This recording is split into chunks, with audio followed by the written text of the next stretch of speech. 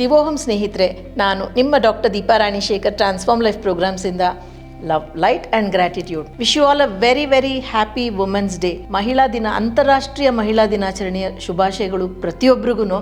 ಕೆಲವರು ನೀವು ಕೇಳ್ಬೋದು, ಇದೇನು ವಿಶೇಷವಾಗಿ ಯಾಕೆ ಬೇಕು ಅಂತ ಹೇಳಿ. ಅಂದರೆ ಪ್ರತಿಯೊಂದೂ ನಾವು ವಿಜೃಂಭಣೆಯಿಂದ ಆಚರಿಸ್ಬೇಕಂತೆ, ಸಮಾರಂಭದ ಹಾಗೆ ಆಚರಿಸ್ಬೇಕಂತೆ. ಇನ್ಫ್ಯಾಕ್ಟ್ ಶ್ರೀ ಅವ್ರು ಹೇಳ್ತಾರೆ, ಜೀವನ ಒಂದು ಉತ್ಸವ, ಸಮಾರಂಭಿಸು ಅಂತ ಹೇಳ್ತಾರೆ. ಯಾಕೆಂತಂದರೆ ಲೈಫ್ ಇಸ್ ಎ ಸೆಲೆಬ್ರೇಟೆಡ್ ಅಂತ ಹೇಳ್ತಾರೆ. ಪ್ರತಿದಿನ ಹುಟ್ಟುಹಬ್ಬ ಮಾಡ್ಕೊಳಕ್ಕಾಗಲ್ಲ, ಪ್ರತಿದಿನ ಹೋಳಿ ಹುಣ್ಣಿಮೆ ಆಗಲ್ಲ ಅಲ್ವಾ. ಆಯಾ ದಿನ ಅದನ್ನು ನಾವು ಆಚರಿಸ್ಬೇಕು. ಪ್ರತಿದಿನವೂ ನಾವು ಗೌರವಿಸ್ತೀವಿ, ಪ್ರೀತಿಸ್ತೀವಿ, ಎಲ್ಲ ಮಾಡ್ತೀವಿ. ಆದರೆ ಈ ಒಂದು ದಿನ ಇನ್ನೂ ಸ್ವಲ್ಪ ವಿಶೇಷವಾಗಿ ಅದರ ಬಗ್ಗೆ ಒಂದು ಆಚರಣೆಯನ್ನು, ಅವರಿಗೆ ಒಂದು ನಮನವನ್ನು ಸಲ್ಲಿಸೋ ದಿನ ಅಂತ ಹೇಳ್ಬೋದು. ಸೊ ಪ್ರತಿಯೊಂದು ವಿಡಿಯೋನಲ್ಲೂ ನಾನು ನಿಮಗೆ ಏನಾದರೂ ಒಂದು ವಿಷಯವನ್ನು ತಿಳಿಸ್ಕೊಡ್ತೀನಿ. ಇವತ್ತು ಕೂಡ ಮಹಿಳೆಯರ ಪೂರಕವಾಗಿ ಕೆಲವು ವಿಷಯಗಳನ್ನು ತಿಳಿಸ್ಕೊಡ್ತೀನಿ. ಪುರುಷರೂ ಮಾಡ್ಬೋದು, ಆದರೆ ಇದು ವುಮೆನ್ ಸೆಂಟ್ರಿಕ್ ಅಂತ ಹೇಳ್ಬೋದು. ಇದರ ಮಧ್ಯ ನೀವು ಬೆಲ್ಲೈಕನ್ ಕ್ಲಿಕ್ ಮಾಡಿ ನಮ್ಮ ಚಾನಲ್ನ ಖಂಡಿತ ಸಬ್ಸ್ಕ್ರೈಬ್ ಮಾಡ್ಕೊಳ್ಳಿ ಅಂತ ಹೇಳಿ ವಿನಂತಿಯನ್ನು ಮಾಡ್ಕೋತಾ ಇದ್ದೀನಿ. ಆಲ್ರೆಡಿ ಮಾಡ್ಕೊಂಡಿದ್ರೆ ನನ್ನ ತುಂಬ ಹೃದಯದ ವಂದನೆಗಳು ನಿಮಗೆ. ಸೊ ಒಂದು ಸಣ್ಣ ಕಥೆಯನ್ನು ಹೇಳ್ತೀನಿ ಇದರ ಮುಂಚೆ. ಜೂಡಿಯಾ ಅನ್ನೋ ಒಂದು ಮಹಾರಾಷ್ಟ್ರದಲ್ಲಿ, ನಮ್ಮ ಮಹಾರಾಷ್ಟ್ರ ಅಲ್ಲ, ಒಂದು ದೊಡ್ಡ ರಾಷ್ಟ್ರದಲ್ಲಿ ಜೆರೂಸೆಲಮ್ ಅನ್ನೋ ಒಂದು ಊರು. ಜೆರೂಸೆಲಮ್ ಎಲ್ರಿಗೂ ಗೊತ್ತೇ ಇದೆ. ಇದು ನಡೆದದ್ದು ಸುಮಾರು 76 BCE, ಅಂದರೆ ಬಿಫೋರ್ ಕ್ರೈಸ್ಟ್. ಅಲ್ಲಿ ಅಲೆಕ್ಸಾಂಡರ್ ಜೆನಿಯೋಸ್ ಅಂತ ಒಬ್ಬ ರಾಜ ಇರ್ತಾನೆ. ಮಹಾಕ್ರೂರಿ ಅವನು. ಅಂದರೆ ಅವನಿಗೆ ತನ್ನ ರಾಜ್ಯವನ್ನು ದೊಡ್ಡದು ಮಾಡ್ತಾ ಹೋಗ್ಬೇಕು, ಎಕ್ಸ್ಪ್ಯಾಂಡ್ ಮಾಡಬೇಕು ಅನ್ನೋದು ಎಷ್ಟು ಪಿತ್ತ ನೆತ್ತಿಗೇರಿರುತ್ತೆ ಅಂದರೆ, ಯಾವಾಗಲೂ ಒಂಥರ ಒಂದು ಬ್ರೂಟಲ್, ಸ್ಯಾವೇಜ್ ಅಂತ ಏನು ಹೇಳ್ತಾರೆ, ಒಂಥರ ಪೈಶಾಚ್ಯ ಕೃತ್ಯಗಳನ್ನು ಎರಗಿ ಅವನು ತನ್ನ ರಾಜ್ಯವನ್ನು ದೊಡ್ಡದು ಮಾಡ್ಕೋತಾನೆ ಇರ್ತಾನೆ. ಸುಮಾರು 800 ಪಾರ್ಸಿಗಳನ್ನು ಕೊಂದು ಬಿಡ್ತಾನೆ. ಅವರನ್ನು, ಅದು ಕೊಲ್ಲೋದು ಒಂದು ರಾಜ ಅಂದಮೇಲೆ ಸಾವು ನೋವು ಇದ್ದಿದೆ, ಕೊಲ್ಲೋದು ಒಂದು ಹೇಗೆ ಕೊಂದ ಅನ್ನೋದು ತುಂಬ ಇಂಪಾರ್ಟೆಂಟ್ ಅಂತ ಆದಂಥ ಒಂದು ವಿಷಯ. ಅವರನ್ನು ಕೊಲ್ಲುತ್ತಾ ಇರಬೇಕಾದ್ರೆ ಅವನು ತನ್ನ ಈ ಸಖಿಯರು ಮತ್ತು ಆ ಒಂದು ಮಹಿಳೆಯರು ಇರ್ತಾರಲ್ಲ, ಹೆಂಡತಿ ಅಲ್ಲದೆ ಜೊತೆಗೆ ಸುಮಾರು ಜನ ಇರ್ತಾರಲ್ಲ ಸಖಿಯರು ರಾಜನಿಗೆ, ಅವ್ರಿಗೆಲ್ಲರ ಜೊತೆ ಅವನು ಫೀಸ್ಟ್ ಮಾಡ್ತಾ ಇರ್ತಾನೆ. ಅಂದರೆ ವಿಜೃಂಭಣೆಯಿಂದ ಸಮಾರಂಭ ಥರ ತಿನ್ಕೊಂಡು ಮಾಡಿಕೊಂಡು ಸುಖದ ಸೋಪಾನದಲ್ಲಿ ತೇಲಾಡ್ತಾ ಅವರು ಸಾಯೋದನ್ನು ನೋಡ್ತಾನೆ. ಅದು ಎಲ್ಲೋ ಒಂದು ಕಡೆ ಮಾನಸಿಕ ವಿಕೃತಿತನ ಅಂತ ನನಗನ್ಸುತ್ತೆ. ಕೊನೆಗೆ ಯಾರೇ ಎಷ್ಟೇ ಬಲಶಾಲಿ ಆದರೂ ಅಂತ್ಯ ಅನ್ನೋದು ಒಂದು ಎಲ್ರಿಗೂ ಇದ್ದೇ ಇರತ್ತಲ್ವ, ಅಂತ್ಯ ಅನಿವಾರ್ಯ ಅಂತ ಹೇಳ್ತಾರಲ್ಲ. ಹಾಗೆ ಅವನು ಸಾವಿನ ಶಯನದಲ್ಲಿದ್ದಾಗ ತನ್ನ 2 ಗಂಡು ಮಕ್ಕಳನ್ನು ಅವನು ರಾಜ್ಯಕ್ಕೆ ಉತ್ತರಾಧಿಕಾರಿಯಾಗಿ ನೇಮಕ ಮಾಡೋದಿಲ್ಲ. ಯಾಕೆ ಮಾಡ್ದ ಅನ್ನೋದು ಯಾರಿಗೂ ಗೊತ್ತಿಲ್ಲ. ಸಾವಿನ ಶಯನದಲ್ಲಿ ತನ್ನ ಹೆಂಡತಿಯಾದ ಸಲೋಮಿ ಅಲೆಕ್ಸಾಂಡರ್ನ ನನ್ನ ರಾಜ್ಯದ ಉತ್ತರಾಧಿಕಾರಿ, ಇನ್ಮೇಲೆ ರಾಜ್ಯಭಾರ ಈಕೆ ನಡೆಸ್ಕೊಂಡು ಹೋಗ್ತಾಳೆ ಅಂತ ಹೇಳ್ತಾನೆ.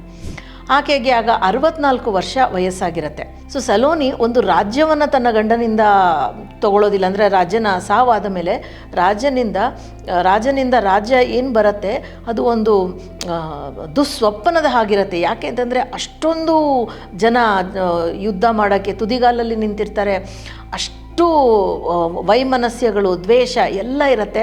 ಮತ್ತು ಈ ರಿಲಿಜಿಯಸ್ ಫ್ಯಾಕ್ಷನ್ಸ್ ಅಂತ ಏನು ಹೇಳ್ತೀವಿ, ಬೇರೆ ಬೇರೆ ಮಜಲಿನ ಜನ ಒಬ್ರನ್ನೊಬ್ಬರು ಕೊಲ್ಲೋದಕ್ಕೆ ಕಾಯ್ತಾ ಇರ್ತಾರೆ. ಎಲ್ಲೆಲ್ಲೂ ಹಾಹಾಕಾರ, ನೋವು ಇದ್ದಂಥ ಒಂದು ಸಮಯದಲ್ಲಿ ಆಕೆ ರಾಜ್ಯವನ್ನು ತಗೊಂಡು 9 ವರ್ಷ ರಾಜ್ಯವನ್ನು ಆಳ್ತಾಳೆ. ಅಂದರೆ ಏನೂ ತಿಳಿಯದೆ ಒಂದು ಮಹಾರಾಣಿಯಾಗಿ ಮಾತ್ರ ಇದ್ದಂಥ ಹೆಂಗಸು ಕೂಡ ಆಡಳಿತವನ್ನು ನಡೆಸ್ಬೋದು, ಶಾಂತಿಯನ್ನು ತಂದುಕೊಡ್ಬೋದು ಅನ್ನೋದನ್ನು ಜಗತ್ತಿಗೆ ಸಾರಿದಂಥ ಆಕೆ ಸಲೋಮಿ ಅಲೆಕ್ಸಾಂಡರ್.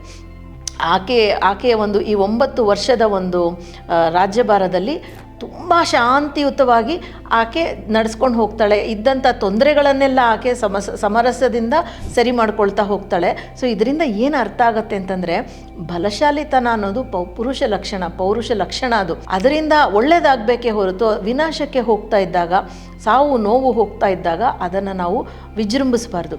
ಆದರೆ ಹೆಣ್ಣು ಅದನ್ನು ವಿಸ್ತರಿಸ್ಕೊಂಡು ಹೋಗೋದನ್ನು ಬಿಟ್ಟು ಒಳಮುಖವಾಗಿ ಅವಳು ಒಂದು ಜರ್ನಿಯನ್ನು, ಒಂದು ಮಜಲನ್ನು ಶುರು ಮಾಡ್ತಾ ಹೋಗ್ತಾಳೆ, ಪಯಣವನ್ನು ಮಾಡ್ತಾ ಹೋಗ್ತಾಳೆ. ರಾಜ್ಯದ ಒಳಗೆ ಹೋಗ್ತಾ ಪ್ರತಿಯೊಂದು ಜನಾಂಗದವರಿಗೂ, ಪ್ರತಿಯೊಂದು ಮಜಲಿನವರಿಗೂ, ಪ್ರತಿಯೊಂದು ಧರ್ಮದವರಿಗೂ ಒಂದು ಶಾಂತಿಯನ್ನು ನೀಡುವಂಥ ಆಕೆಯಾಗಿ ಹೋಗ್ತಾಳೆ.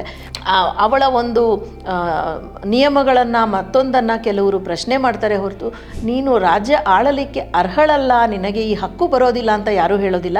ಸೊ ಅವತ್ತಿಗೂ ಹೆಣ್ಣು ಆಳಿದ್ರೆ ಯಾರಿಗೂ ಒಂದು ಸಮಸ್ಯೆ ಇರ್ತಾ ಇರಲಿಲ್ಲ ಅನ್ನೋದು ಈ ಕತೆ ಮೂಲಕ ಗೊತ್ತಾಗುತ್ತೆ. ಸೊ ಅವಳ ಒಂದು ಈ 9 ವರ್ಷದ ರಾಜ್ಯ ಆಡಳಿತದಲ್ಲಿ ಸುಮಾರು ಜೂಡಿಯ ರಾಜ್ಯ ಏನಿರುತ್ತೆ ಪ್ರಶಾಂತತೆಯನ್ನು ಕಂಡುಕೊಳ್ಳುತ್ತೆ. ಸೊ ಇದರಂತೆ ನಮ್ಮ ಮಹಿಳೆಯರು ಎಲ್ಲರೂ ಒಂದು ಶಾಂತಿಯನ್ನು ನೀವು ಎಲ್ಲೆಲ್ಲಿ ಹೋಗ್ತಿರೋ ಆ ಶಾಂತಿಯ ಬೀಜವನ್ನು ಬಿತ್ತುತ್ತಾ ಹೋಗಿ ಅಂತ ಹೇಳಿ, ಈಗ ಈ ವುಮೆನ್ಸ್ ಡೇ ರಿಚುವಲ್ ಏನಿರುತ್ತೆ ಅದರ ಬಗ್ಗೆ ನಾವು ಗಮನವನ್ನು ಹರಿಸೋಣವಾ. ಮಹಿಳಾ ದಿನಾಚರಣೆ ಅಂದಾಗ ಮಹಿಳೆಯರಿಗೆ ಖುಷಿಯಾಗೋ ವಿಷಯವನ್ನು ಕೊಡಬೇಕಲ್ವಾ.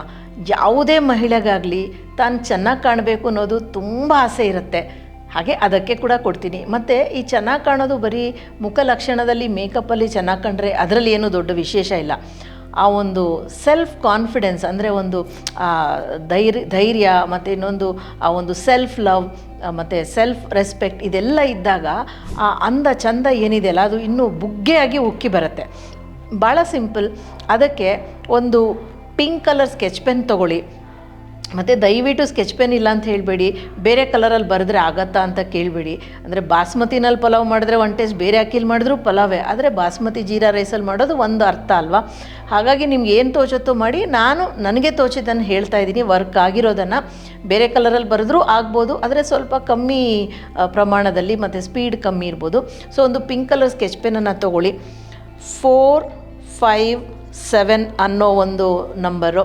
ಮತ್ತು ಇದು ಬಂದ್ಬಿಟ್ಟು ಒಂದು ಸೆಲ್ಫ್ ಕಾನ್ಫಿಡೆನ್ಸನ್ನು ಕೊಡುತ್ತೆ ಮಹಿಳೆಗೆ. ಮತ್ತು 8, 8, 7, 2, 2 ನಾನು ಎಲ್ಲಿ ಗ್ಯಾಪ್ ಕೊಡ್ತೀನೋ ಅಲ್ಲಿ ನೀವು ಕೂಡ ಗ್ಯಾಪ್ ಕೊಡಬೇಕು. 6, 1, 2 ಇದು ಸೆಲ್ಫ್ ಲವ್, ಸ್ವಯಂ ಪ್ರೀತಿಯನ್ನು ಕೊಡುತ್ತೆ. ಮತ್ತು ನೆಕ್ಸ್ಟ್ ಒಂದು ತುಂಬ ಇಂಟ್ರೆಸ್ಟಿಂಗ್ ಆಯಿತಾ, ಬ್ಯೂಟಿ, ಸೌಂದರ್ಯವರ್ಧಕ. ಸೊ ಇದು ಕಂಟಿನ್ಯೂಸ್ ನಂಬರ್ 8, 3, 5, 8, 5, 1, 7, 9. ಇದನ್ನು ಬರೆದುಬಿಟ್ಟು ಇದನ್ನು ನೀವು ಗೋಡೆ ಮೇಲೆ ಹಾಗೆ ಹಾಕಿದರೆ ನಡೆಯುತ್ತೆ. ಅಂಟು ಹಾಕಿಬಿಟ್ಟು ಹಾಕಿದ್ರೆ ನಡೆಯುತ್ತೆ. ಮತ್ತು ಇದೇ ನಂಬರನ್ನು ಕ್ಯಾಂಡಲ್ನಲ್ಲಿ ಬರಿಬೇಕು. ಕ್ಯಾಂಡಲ್ನಲ್ಲಿ ಇನ್ಸ್ಕ್ರೈಬ್ ಮಾಡಬೇಕು. ಅದು ಬರೀಲಿಕ್ಕೆ ಆಗತ್ತೋ ಇಲ್ವೋ, ಪಿಂಕ್ ಕಲರ್ ಕ್ಯಾಂಡಲ್ ತೊಗೊಳ್ಳಿ. ಪಿಂಕ್ ಕಲರ್ ಕ್ಯಾಂಡಲ್ ಇಲ್ಲಾಂದರೆ ನಿಮ್ಗೆ ಯಾವ ಕಲರ್ ಕ್ಯಾಂಡಲ್ ಬೇಕೋ ಬರೀರಿ. ಸ್ವಲ್ಪ ಇಫೆಕ್ಟ್ ಕಮ್ಮಿ ಇರ್ಬೋದು. ಅಂದರೆ ಫಿಲ್ಟರ್ ಕಾಫಿಗೂ ಇನ್ಸ್ಟೆಂಟ್ ಕಾಫಿಗೂ ಡಿಫ್ರೆನ್ಸ್ ಇರುತ್ತೆ. ಆದರೆ ಯಾವ್ದು ಸಿಕ್ಕಲಿಲ್ಲ ಅಂದರೆ ಏನೂ ಮಾಡೋಕ್ಕಾಗಲ್ಲ. ಸೊ ಪೆನ್ನನ್ನು ತೊಗೊಂಡು ಅದೇ ಸೇಮ್ ನಂಬರ್ಸ್ 4, 5, 7 ಬರೀರಿ. ಮತ್ತು 8, 8, 7, 2, 2, 6, 1, 2 ಅದು ಕಾಣಬೇಕಂತ ಏನಿಲ್ಲ, ಅದ್ರ ಮೇಲೆ ನೀವು ಹೇಳ್ತಾ ಬರೆದ್ರೆ ಆಯಿತು. 8, 3, 5, 8, 5, 1, 7, 9 ಈ ನಂಬರನ್ನು ಬರೆದುಬಿಟ್ಟು, ಮತ್ತು ಈ ನಂಬರನ್ನು ನೀವು ಪಿಂಕ್ ಸ್ಕೆಚ್ ಪೆನ್ನಿಂದ left side of the body ಕೂಡ ಬರ್ಕೋಬೋದು. ಮತ್ತು ಇದನ್ನು ಇಟ್ಕೊಂಡು ನನ್ನ ಇಡೀ ವಂಶವು ನನ್ನೊಟ್ಟಿಗೆ ಪ್ರೇರಣೆಯಿಂದ ಮುಂದೆ ಸಾಗಲಿದೆ. ಎಲ್ಲೆಲ್ಲಿ ನಂಬಿಕೆ, ಸ್ವಯಂ ನಂಬಿಕೆ ಇರಲಿಲ್ವೋ, ಸ್ವಯಂ ಪ್ರೀತಿ ಇರಲಿಲ್ವೋ, ಅದರಿಂದ ನಾನು ನನ್ನ ಇಡೀ ವಂಶದ ಎಲ್ಲ ಹೆಣ್ಣು ಮಕ್ಕಳನ್ನು ಬಿಡುಗಡೆ ಮಾಡ್ತಾಯಿದ್ದೀನಿ. ನನ್ನ ಸಮಕಾಲೀನ ಹೆಣ್ಣು ಮಕ್ಕಳನ್ನು ನನ್ನ ಜೊತೆಗೆ ನಾನು ಏಳಿಗೆಯತ್ತ ಕರೆದುಕೊಂಡು ಹೋಗ್ತಾ ಇದ್ದೀನಿ. ನಾನು ನನ್ನ ಹೆಣ್ತನವನ್ನು ಗೌರವಿಸುತ್ತೇನೆ. ನಾನು ಹೋಲಿಕೆ, ಅಪರಾಧಿ ಭಾವ, ಬಳಲಿಕೆ ಮತ್ತು ನೋವನ್ನು ಇಲ್ಲಿಯೇ ಬಿಟ್ಟು ಬಿಡುಗಡೆಯಿಂದ ಮುಂದೆ ಸಾಗುತ್ತೇನೆ ಅಂತ ಹೇಳಿ ಅಸ್ತು, ಆಮೆನ್ ಅಂತ ಹೇಳಿಬಿಟ್ಟು ಒಂದು ಕಡ್ಡಿಯನ್ನು ಗೀರಿ ಈ ಕ್ಯಾಂಡಲ್ನ ಹಾಗೆ ಉರಿಲಿಕ್ಕೆ ಬಿಟ್ಬಿಡಿ.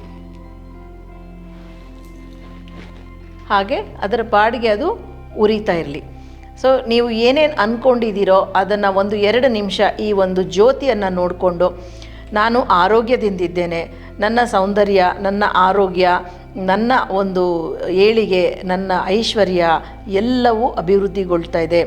ನಾನು ನನ್ನ ಕುಟುಂಬದವರ ಜೊತೆ, ಬೇಕಾದ್ರೆ ನೀವು ಹೇಳ್ಬೋದು, ನಿಮ್ಮ ಗಂಡನೋ, ಮಗ, ಮಗಳು, ಅತ್ತೆ, ಯಾರ ಜೊತೆ, ಅಮ್ಮ, ಯಾರ ಒಂದು ವಿಷಯ ಬೇಕಾದ್ರೂ ಹೇಳಿಬಿಟ್ಟು, ಅವರ ಹೆಸರನ್ನು ಕೂಡ ಹೇಳಿಬಿಟ್ಟು ಅವರೊಟ್ಟಿಗೆ ಒಳ್ಳೆ ಬಾಂಧವ್ಯದಿಂದ, ಒಳ್ಳೆ ಪ್ರೀತಿಯಿಂದ, ಸಹಕಾರದಿಂದ ಬಾಳ್ವೆಯನ್ನು ನಡೆಸ್ತಾ ಇದ್ದೀನಿ. ನನಗೆ ಎಲ್ಲವೂ ಒಳಿತೇ ಆಗ್ತಾ ಇದೆ.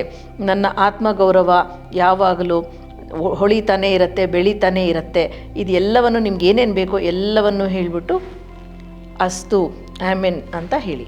ಸೊ ಈ ಕ್ಯಾಂಡಲ್ ಟೆಕ್ನಿಕ್ ಜೊತೆ ಇನ್ನೊಂದು ವಿಷಯ, ಮಹಿಳೆಯರು ಅಂದರೆ ಮಹಿಳಾ ದಿನಾಚರಣೆ ಅಂದರೆ ಸುಮ್ಮನೆಯೇ. ಹಾಗಾಗಿ ಮತ್ತೊಂದು ವಿಷಯವನ್ನು, ತುಂಬ ಇಂಟ್ರೆಸ್ಟಿಂಗ್ ವಿಷಯವನ್ನು ನಿಮಗೆ ಹೇಳಬೇಕು ಅಂತ ನನಗೆ ಇಷ್ಟ.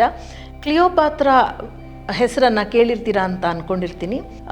ರೋಮನ್ ದೊರೆ ಜೂಲಿಯಸ್ ಸೀಸರ್, ಮಹಾ ಪ್ರಳಯಾಂತಕ ದೊರೆ ಜೂಲಿಯಸ್ ಸೀಸರ್, ಆತನ ಒಂದು ರಾಜ್ಯ ಆಡಳಿತದಲ್ಲಿ ಸಮಭಾಗಿಯಾಗಿ ಸಕ್ರಿಯವಾಗಿ ಭಾಗವಹಿಸದಂತಹ ಮಹಿಳೆ ಕ್ಲಿಯೋಪಾತ್ರ. ಆತನ ಹೆಂಡತಿ ಅಲ್ಲ, ಆದರೆ ಆತನ ಸಖಿ ಅಂತ ಹೇಳ್ಬೋದು, ಆತನ ಜೊತೆಗಾತಿ ಅಂತ ಹೇಳ್ಬೋದು. ಮತ್ತು ಆ ರಾಜ್ಯವನ್ನು ಆಳೋದ್ರಲ್ಲಿ ಆಕೆಗೆ ಕೂಡ ಸುಮಾರು ಪಾಲಿತ್ತು ಅಂತ ಹೇಳಿದರೆ ತಪ್ಪಾಗಲ್ಲ. ಆಕೆ ತುಂಬ ಸುಂದರವಾದ ಮಹಿಳೆ ಅಂತ ಅಲ್ಲ ಅಂತ ಕೆಲವರು ಹೇಳ್ತಾರೆ, ಹೌದು ಅಂತ ಕೆಲವರು ಹೇಳ್ತಾರೆ. ಅದು ಒಂಥರ ಕಾಂಟ್ರವರ್ಷಿಯಲ್ ವಿಷಯ. ಆದರೆ ಆಕೆ ತನ್ನ ಒಂದು ಎಫರ್ಟಿಂದ, ತನ್ನ ಒಂದು ಮನಃಶಕ್ತಿಯಿಂದ, ಮನೋಬಲದಿಂದ ತನ್ನನ್ನು ತಾನು ಸೌಂದರ್ಯದ ರಾಣಿ ಅನ್ನೋ ಹಾಗೆ, ಮತ್ತು ಪ್ರತಿಯೊಬ್ಬರೂ ತನ್ನ ಮಾತನ್ನು ಕೇಳೋ ಹಾಗೆ ಒಂದು ವಿಷಯವನ್ನು ಮಾಡ್ತಿದ್ಲು. ಇದನ್ನು ಕ್ಲಿಯೋಪಾತ್ರ ಮಿರರ್ ಟೆಕ್ನಿಕ್, ಅಂದರೆ ಕನ್ನಡಿಯಿಂದ ತಾನು ಎಲ್ಲರನ್ನು ನಿಗ್ರಹಿಸಬಹುದು ಅನ್ನೋ ಒಂದು ಕಂಟ್ರೋಲ್ ಮಾಡುವಂತಂದರೆ ಕಂಟ್ರೋಲ್ ಮಾಡಿ ಅಂತ ಅಲ್ಲ, ಎಲ್ಲರೂ ನಿಮ್ಮ ಮಾತಿಗೆ ಮರುಳಾಗಿ ಮೂಡಿ ಹೋಗ್ತಾರೆ. ತುಂಬ ಸಿಂಪಲ್. ಒಂದು ಮಿರರನ್ನು ತಗೊಳ್ಳಿ, ಯಾವುದಾದ್ರೂ ಸಾಧಾರಣವಾದ ಮಿರರು, ಈ ಥರ ಹ್ಯಾಂಡ್ ಮಿರರೇ ಆಗಬೇಕು ಅಂತಿಲ್ಲ, ನಿಮ್ಮ ಮನೇಲಿರೋ ಡ್ರೆಸ್ಸಿಂಗ್ ಟೇಬಲ್ ಮಿರರ್ ಆದರೂ ಆಯಿತು. ಆ ಮಿರರಲ್ಲಿ ನಿಮ್ಮ ಕಣ್ಣನ್ನು ನೋಡಿ, ಕನ್ನಡಕ ಹಾಕ್ಕೊಂಡಾದರೂ ನೋಡಿ, ಕನ್ನಡಕ ಬಿಚ್ಚಿಬಿಟ್ಟಾದರೂ ನೋಡಿ, ನಿಮ್ಮ ಕಣ್ಣನ್ನು ನೋಡ್ತಾ ನೋಡ್ತಾ ಒಂದು 90 ಸೆಕೆಂಡ್ ಅಂದರೆ 1.5 ನಿಮಿಷ ನೋಡಿ, ದೀರ್ಘವಾದ ಉಸಿರಾಟವನ್ನು ಆಡಿ, ನೀವು ಕಾಮ ಆಗ್ತಾ ಆಗ್ತಾ ಆಗ್ತಾ ಮತ್ತು ಈ ಪ್ರೆಸೆಂಟ್ ಅಂದರೆ ಈ ಒಂದು ವರ್ತಮಾನ ಕಾಲದಲ್ಲಿ ನಿಮ್ಮ ಕಣ್ಣನ್ನು ನೋಡ್ತಾ ಬೇರೆ ಯಾವುದೇ ಯೋಚನೆ ಇಲ್ಲದೆ ನೋಡ್ತಾನೇ ಇರಿ. ನಿಮ್ಮ ದೇಹ ಕಾಮ್ ಆಗುತ್ತೆ, ನೀವು ಬ್ರೀತ್ ಮಾಡ್ತಾ ಮಾಡ್ತಾ ಮಾಡ್ತಾ. ಮತ್ತು ನೀವು ರಿಪೀಟ್ ಮಾಡಿ, ನಾನು ಎಲ್ಲರಿಗೂ ಬೇಕಾದಂಥವಳು, ನಾನು ಅತಿ ಸೌಂದರ್ಯವತಿ, ನಾನು ಆಯ್ಕೆಯಾದಂಥ ಒಂದು ವಿಶೇಷವಾದ ಮಹಿಳೆ, ದೇವರು ನನ್ನನ್ನು ಆಯ್ಕೆಗೊಂಡಂಥ ವಿಶೇಷವಾದ ಮಹಿಳೆ, ನಾನು ಆಯಸ್ಕಾಂತದಂತೆ ಜನರ ಮನಸ್ಸನ್ನು ಸೆಳೀತೀನಿ ಅಂತ ಹೇಳಿ 90 ಸೆಕೆಂಡು. ಸ್ನೇಹಿತರೆ, 90 ಸೆಕೆಂಡು ಪ್ರತಿದಿನ ಮಾಡಿ, 48 ದಿನಗಳ ಕಾಲ ಮಾಡಿ. ಆಮೇಲೆ ನೋಡಿ ಜನ ನಿಮ್ಮ ಮಾತನ್ನು ಹೇಗೆ ಕೇಳ್ತಾರೆ. ಪ್ರಪಂಚ ನಿಮ್ಮನ್ನು ನೋಡೋ ರೀತಿ ಬದಲಾಗತ್ತೆ. ನಿಮ್ಮನ್ನು ಗೌರವದಿಂದ, ಪ್ರೀತಿಯಿಂದ ಸುಮಾರು ವಿಷಯಗಳಲ್ಲಿ ನೀವು ಒಂದು ಮೇಲ್ಮುಖವಾಗಿ ಬರೋದಕ್ಕೆ ಶುರು ಮಾಡ್ತೀರಾ. ನೀವು ಹೀಗೆ ಮಾಡೋದ್ರಿಂದ ನಿಮ್ಮ ಒಂದು ಐಡೆಂಟಿಟಿ, ವ್ಯಕ್ತಿತ್ವ ಏನಿರುತ್ತೆ ಅದನ್ನು ನೀವು ಮರುಪಡಿತೀರಾ. ಅಕಸ್ಮಾತ್ ಎಲ್ಲೋ ನೀವು ಒಂದು ಮೇಧಾವಿಯಾಗಿದ್ದು ಕೆಲಸದಲ್ಲೋ ಅಥವಾ ಕುಟುಂಬದಲ್ಲೋ ಕಳೆದು ಹೋಗಿದರೆ ನಿಮ್ಮ ಒಂದು ಐಡೆಂಟಿಟಿ ನಿಮಗೆ ಬರುತ್ತೆ. ಮತ್ತು ನನಗೆ ಬೇಡದ ಎಲ್ಲ ವಿಷಯ, ಅಂದರೆ ಒಂದು ದುಃಖ ಇರ್ಬೋದು, ದುಗುಡ ಇರ್ಬೋದು, ಅಥವಾ ಕಾನ್ಫಿಡೆನ್ಸ್ ಇಲ್ಲದೆ ಇರೋದಿರ್ಬೋದು, ಆತ್ಮಸಮ್ಮಾನವನ್ನು ಬಿಟ್ಕೊಟ್ಟಿರೋದಿರ್ಬೋದು, ಅದೆಲ್ಲವನ್ನು ನೀವು ಕನ್ನಡಿ ನೋಡ್ತಾನೆ ಒಂದು ದೀರ್ಘವಾದ ಉಸಿರಿನೊಟ್ಟಿಗೆ ಹೊರಗೆ ಬಿಟ್ಬಿಡಿ.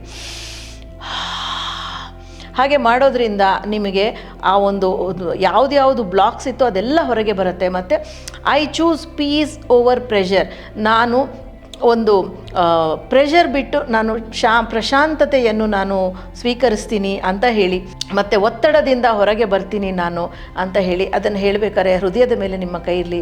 ಒತ್ತಡವನ್ನು ಬಿಟ್ಟು ನಾನು ಪ್ರಶಾಂತತೆಯನ್ನು ಕಾಪಾಡ್ಕೊಳ್ತೀನಿ, ಅದನ್ನು ಬರಮಾಡ್ಕೋತೀನಿ.